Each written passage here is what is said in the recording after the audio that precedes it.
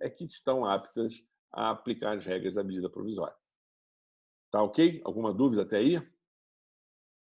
Muito bem. Se tiver dúvida, por favor, Não, por enquanto está tranquilo. tá ótimo. Terceira quiz que eu coloco para vocês. Quais as medidas efetivas para a preservação do emprego e renda? Né? Eu disse que o objetivo da lei aplicada, né, da medida provisória, era a garantia da empregabilidade e de uma subsistência ao empregado. Então, quais são? O artigo 3º da medida provisória identifica, primeiro, o pagamento de benefício emergencial. Isso é uma novidade, que na outra medida não tinha. Segundo, redução proporcional da jornada de trabalho e, óbvio, do salário. E, por fim, a suspensão temporária do contrato de trabalho. Bom, eu tenho 3 situações aqui. A primeira, pagamento de benefício emergencial.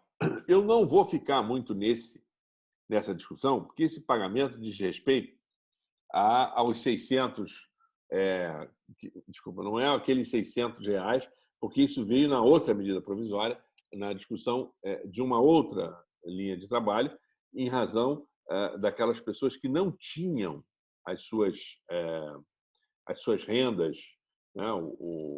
Não tinham o autônomo, aqueles que não tinham um emprego formal direto.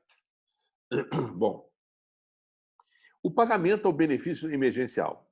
Esse pagamento de benefício emergencial, ele é feito ao trabalhador formal. E aí a gente vai entender aqui qual é o trabalhador formal e qual o nível de pagamento que vai ser feito. Segundo, redução, e aí vem a pergunta que foi feita pelo Lucas. Redução proporcional da jornada de trabalho e de salário.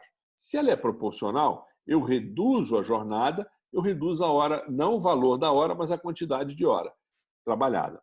Esta regra já estava inserida na CLT.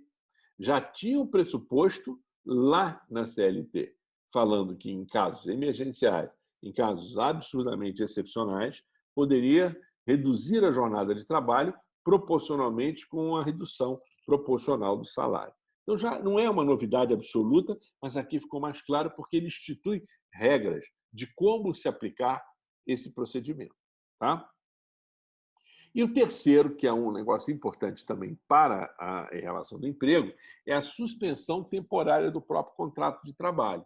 Como é que vai funcionar essa suspensão? Eu vou ganhar de onde? Se suspender o meu contrato, eu vou ganhar de onde? Quem vai me pagar? Aí vem a terceira, junto com o pagamento do benefício emergencial autorizado pelo primeiro item. Então, o terceiro tem uma correlação direta com o primeiro. Tá? E o segundo tem uma correlação direta com o primeiro. E aí a gente vai ver que é possível que isso aconteça. Inclusive, se depois vocês vão ver que é possível fazer a redução e a suspensão, ou a redução e depois a suspensão, ou a suspensão e depois a redução. Então, o item 2 e 3, eles poderão ser aplicados não concomitantemente, ou seja, não ao mesmo tempo, mas um depois do outro. Não importa a ordem que eles são aplicados. Tá? Professor, Pois não. essa suspensão do contrato de trabalho precisa ser em comum acordo com o Amanda, empregador? Isso. olha só. Esta pergunta eu já posso até adiantar, porque ela me traz dúvidas num determinado, quer dizer, dúvidas. A redação é feita de uma maneira, a sétima, que é a sétima, eu tenho alguma delas aqui que eu faço comentários sobre isso. Deixa eu ver aqui. A gente vai ver ali na frente, mas eu vou explicar de uma vez, depois a gente aprimora lá na frente, tá, Amanda? Tá bom. A Amanda quer saber, o que é muito justo, se esse acordo é acordo mesmo. Em outras palavras, um português bem simples. Na verdade, não é uma questão do acordo, porque a própria medida provisória, no seu texto, fala que o empregado vai ser comunicado com 48 horas de antecedência. Quem vai fazer isso é através do poder de direção do empregador. Lembra os 3 poderes que o empregador tem? De planejar, organizar, né? O poder de direção, primeiro, organização. Segundo, controle. Terceiro, disciplina. Ele vai usar o primeiro. Ele vai organizar a empresa da forma que ele entender que a empresa deve seguir.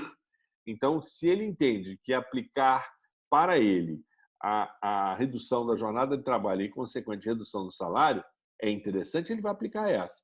Se ele entender que, para ele, a suspensão é mais válida, ele vai aplicar a suspensão. O empregado, nessa hora, não tem muito o que discutir. É quase um contrato de adesão.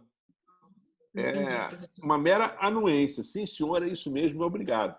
Ponto. Por quê? Porque nós não temos, nesse momento, você imagina uma empresa com 10 funcionários, uma coisa simples, uma empresa de 10 funcionários.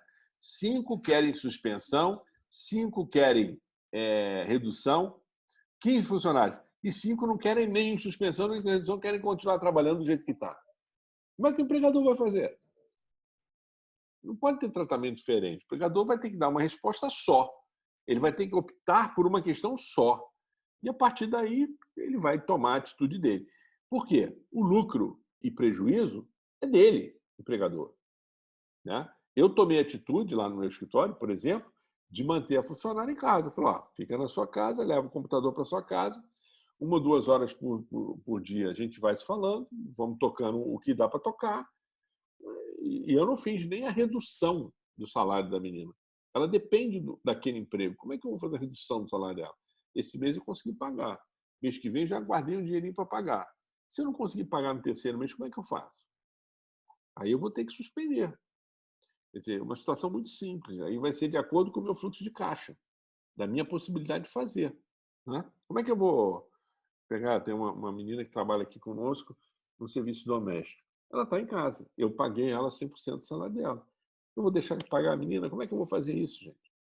Não dá. Você tem responsabilidade. A gente tem que entender que existem responsabilidades de ambas as partes. Cada um vai se sacrificar um pouco. Paciência. Nem que eu tenha que entrar no especial, vou ter que fazer o quê? Não sei. Né? Graças a Deus eu tinha uma reserva emergencial e a gente está usando para subsistir. Mas esse é um problema. Como é que eu vou deixar o empregado tomar a decisão? Eu não vou conseguir, né, Amanda? A decisão vai ser, na verdade, efetivamente uma manifestação unilateral que recebeu o nome de acordo. Esse é o problema. Está no acordo. Qual é a técnica que foi usada? Porque o acordo aqui, ele se encaixa na forma que a CLT já previa. Os caras estão tentando evitar que haja questionamento da constitucionalidade lá na frente sobre isso, sobre essas regras, entendeu? Porque senão se aplica agora, aí você vai para o Supremo ou lá para o TST, anula esse troço, a medida provisória aprovada, aí o TST anula isso e gera o quê? Um passivo trabalhista e uma insegurança jurídica. Aí vem aquele tal discurso do custo do Brasil. Né? Então, esse momento é um momento de sacrifício, é um momento que todos têm que dar a sua parcela de sacrifício. Não é isso? Bom, 4. Aí vai na pergunta de novo do Lucas. Né? Vou voltar a essa abordagem. Tá, Lucas? Quanto à redução, qual a relação entre a jornada e o salário? Eu coloco o seguinte, a conta é muito simples. A redução da jornada de trabalho será proporcional ao do salário. O sistema, da maioria dos... Nós já comentamos, se não comentei, faço agora. A maioria do sistema brasileiro ele é calculado por hora trabalhada. Se você trabalha uma quantidade de horas, você tem uma quantidade de horas a ser remunerado. O sistema brasileiro define uma jornada máxima de 8 por dia, 44 por semana e 220 horas mês. Então, se você tem essa limitação máxima, não há limitação mínima. Então, se você reduz o número de horas trabalhadas, você reduz o número de horas pagas, não o valor da hora. Isso é que é importante. Eu não estou reduzindo o valor da hora. Eu estou reduzindo o valor, a quantidade de horas trabalhadas e pagando proporcional a essa quantidade. Tá? Mas o empregado vai ter prejuízo com isso? Vai. É total? Não. Por quê? Haverá uma proporcionalidade aplicada E parte desse valor, aí volto no inciso 1º do artigo 3º, que fala que haverá um benefício emergencial. Parte disso será pago através do benefício emergencial. Como é que funciona isso? Aí eu vou na quinta questão do quiz. Qual a base utilizada para o benefício pago pela União ao empregado? Eu estou insistindo que quem paga não é o governo. Quem paga é a União, é dinheiro dos nossos impostos.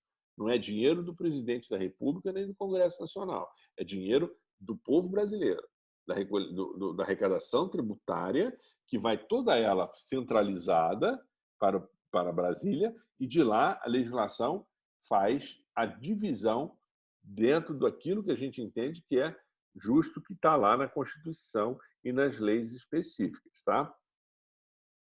Então, qual é a base utilizada para o benefício pago pela União ao empregado? E eu estou falando de empregado porque são empregados formais. Este tema é de real interesse ao empregado. Primeira informação. Eis que, independentemente da conduta adotada pelo empregador, o empregado terá seu salário afetado.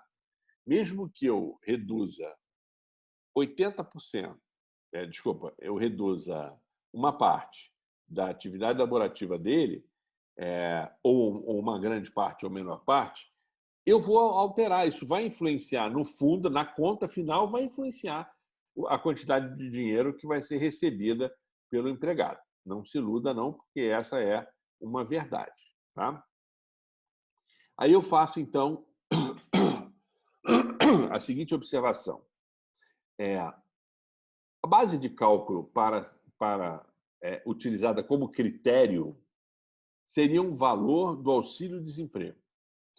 Existe uma legislação sobre auxílio-desemprego que diz lá quantas parcelas pode, qual o limite do auxílio-desemprego, como é que é feito, quem atinge que tipo de condição para ter direito ao auxílio-desemprego. Uma delas, eu só tenho direito ao auxílio-desemprego se eu tiver 1 ano de casa, 12 meses trabalhados, por exemplo.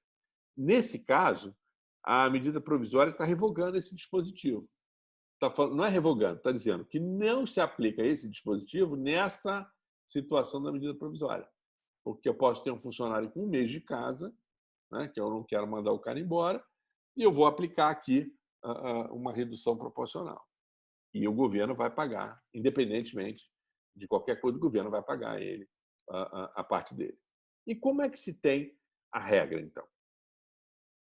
Para os colaboradores que recebem até, olha que maldade, R$ 1.599,61. Por que não bota 1.600, né? R$ 1.599,61 multiplica o salário por 0,8. Ou seja, vai receber no máximo 80% desse valor. Tá? Aqueles que, na hipótese de haver a suspensão do contrato de trabalho, que o cara ganha até R$ 1.599, eu vou aplicar ao valor do salário o percentual de 0,80. Então, se eu faço